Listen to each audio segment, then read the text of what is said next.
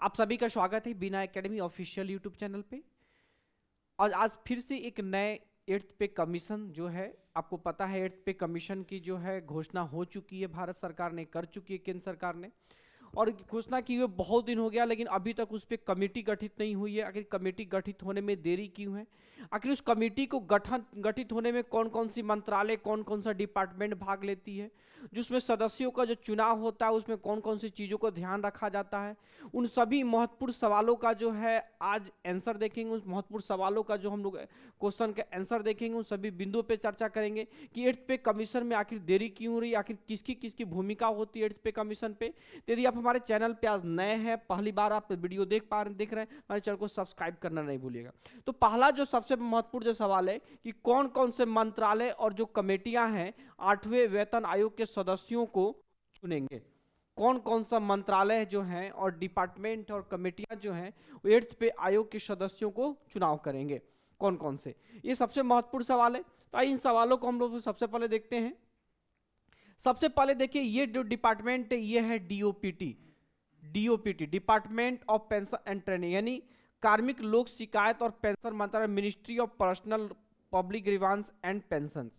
कह रहा है कि इस प्रक्रिया में केंद्रीय भूमिका जो डीओपीटी है, यानी ये जो डिपार्टमेंट है ministry of personnel public grievances and pension, इसमें सबसे केंद्रीय भूमिका निभाता है। सबसे महत्वपूर्ण जो भूमिका होता है इसी का होता है। आखिर इसका भूमिका क्या है, उन सभी बिंदुओं पे भी चर्चा करेंगे, क्योंकि यह मंत्रालय कर्मचारियों के वेतन और सेवा नीतियों से जुड़ा होता है। ये जितनी है मंत्रालय जो है, जितने भी भारत सरकार में कर्मचारी हैं उनके वेतन से जुड़ी होती है।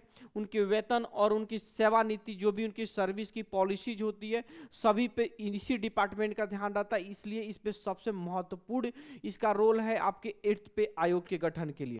केंद्रीय मंत्रिपरिषद की नियुक्ति जो होती है, यानी appointments committee of the cabinet ACC, भी इस नियुक्ति प्रक्रिया में महत्वपूर्ण भूमिका निभाती है। अगला है कि कैबिनेट विस्तार, नियुक्ति में संबंधित निर्णय केंद्र सरकार के मंत्री परिषद द्वारा किए जाते हैं, जिसमें प्रधानमंत्री और संबंधित कैबिनेट मंत्री भी शामिल होते हैं।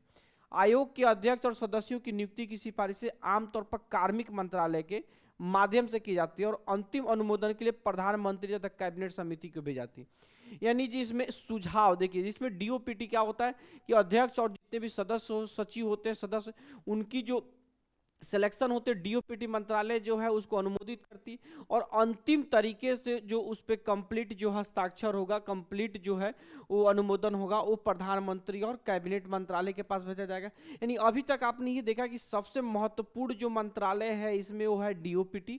जो डीओपीटी जो है सबसे बेहतरीन तरीके से जो है आपका इस एट्थ पे आयोग के अध्यक्ष और सचिव का सिलेक्शन करती है। दूसरा सिलेक्शन में सबसे महत्वपूर्ण है, जब वहां से सारी अध्यक्ष सचिव को चुना जाता है तो उसके बाद आपको प्रधानमंत्री और कैबिनेट समिति को भेजा जाता है। अगला है, इस पूरी प्रक्रिया में गृह मंत्रालय, वित्त मंत्रालय जैसे अन्य संबंधित मंत्रालय भी शामिल हो सकते हैं, जो आर्थिक पहलू और सरकारी कर्मचारियों को। अब देखिए, गृह मंत्रालय का भी बहुत बड़ा रोल होता है कि चूंकि जितने भी आपके सिविल सर्विसेज वगैरह हैं, जितनी भी, उसमें गृह मंत्रालय के अंतर्गत सारे कुछ आते हैं, जितनी भी आपकी सेना से।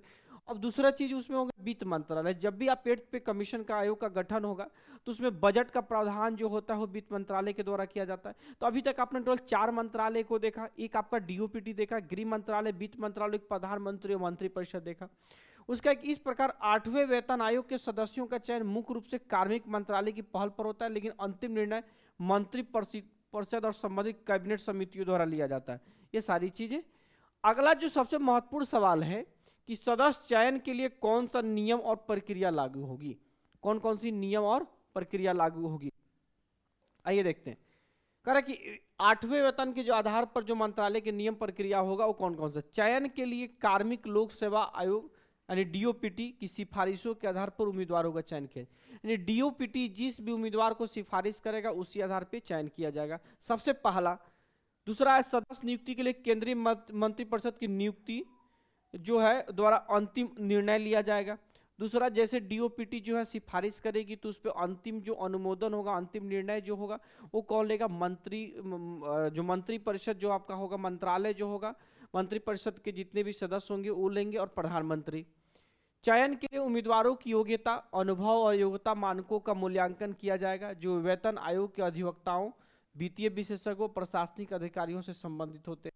उनकी सबसे पहले क्या होगा, योग्यता, अनुभव और योग्यता मानकों का निर्धारण किया जाएगा कि किस किस योग्यता के सदस्य रहेंगे। जो सदस्य होगा, जो अध्यक्ष होंगे, सचिव होंगे, उनकी क्या एलिजिबिलिटी रहेगी, उनके क्या क्या एक्सपीरियंस रहेंगे, इसके पहले उन लोगों ने क्या इन चीज़ों पे काम किया कि उन सभी चीज़ों पे भी फोकस रहेगा। प्रक्रिया में पारदर्शिता और सरकारी नियमों के अनुरूप नियुक्ति की जाएगी, जिससे आमतौर पर शासन के नियमों और सेवा नियमों जैसे संघ लेवा, लोक सेवा आयोग के नियम भी लागू हो सकते हैं।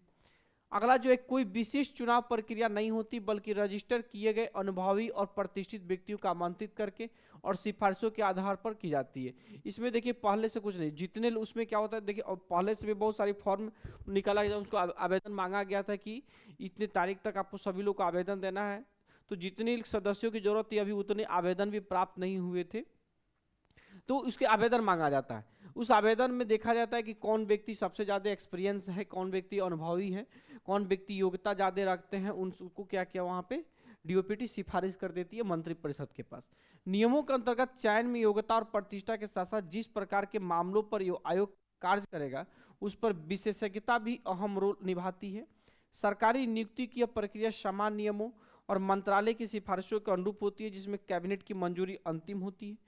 अगला है देखिए, कोई भी देखिए अगला जो है आपका देखेंगे, देखिए तो ये सारी चीजें जो है, इतनी सारी चीजें होती है कि इसमें सबसे अभी तक आपने यही चीज देखा कि सबसे पहले क्या है, जो किसी भी सदस्य को जो है वो डीओपीटी जो है उस नाम को सिफारिश करेगी और सिलेक्शन उसका कौन करेगा, डीओपीटी। सबसे महत्वपूर्ण जो डिपार्टमेंट है डीओपीटी, ये डीओपीटी किसको लेके जाएगी, इसी मंत्रिपरिषद को। देखिए इसी मंत्रिपरिषद के पता है कि आपको प्रमुख कौन होते हैं, तो आपको प्रधानमंत्री यानी पीएम। तो इन सभी की जो है जरूरत पड़ती है, यानी देखिए डीओपीटी, मंत्रिपरिषद और पीएम। अभी जो डीओपीटी जो है सभी लोगों से जो है, हर विभाग से जो है टर्म्स ऑफ रेफरेंस के लिए सभी कुछ अपने डिमांड किया है। वो धीरे धीरे बहुत सारे डिपार्टमेंट जो है उसको दे भी चुकी है, बहुत सारे डिपार्टमेंट का देना बाकी है। जब सभी डिपार्टमेंट जो है अपने टीओआर वहाँ भेज देगी, तो इन्होंने एक कंप्लीट टर्म्स ऑफ रेफरेंस तैयार करेंगे। उसके बाद अध्यक्ष और सचिव की चुनाव करेंगे। जब सारे लोग का चुनाव करके, जब सिलेक्शन करके, फिर उन लोग कहाँ भेजेंगे, मंत्रिपरिषद के पास भेजेंगे, और मंत्रिपरिषद में जो है उनको क्या करेगी, फाइनल अनुमोदन कर देगी और आपकी कमेटी वहाँ से गठित हो जाएगी। जब कमेटी गठित हो जाएगी तो उनको एक समय दिया जाएगा कि आपको इतने दिन में जो है रिपोर्ट एक तैयार करना है और उसमें बताना है कि कितनी महंगाई भत्ता है, क्या ईसा कितनी बढ़नी चाहिए, और अभी के महंगाई भत्ता के हिसाब से मिनिमम सैलरी क्या होना चाहिए, मैक्सिमम सैलरी क्या होना चाहिए। देखिए अभी 8वें वेतन आयोग के लागू होने से पहले ही जो देखिए जीएसटी दरों में कटौती की जा चुकी है। जब जीएसटी दरों में कटौती करने का ये समझे कि यहाँ से महंगाई कम दिखाई जाएगी। जब महंगाई कम दिखाई जाएगी तो आपका यहाँ से फिटमेंट फैक्टर पे भी इस चीज़ का फर्क पड़ेगा। तो कहीं ना कहीं जब जीएसटी दरों में कम ही होगी तो महंगाई कम होगी, जब महंगाई होगी कम होगी तो यहाँ पे आपका फिटमेंट फैक्टर पे भी बहुत फर्क पड़ता है। हमें बताया जाता है कि देखिए इसके हिसाब से इतनी सैलरी है।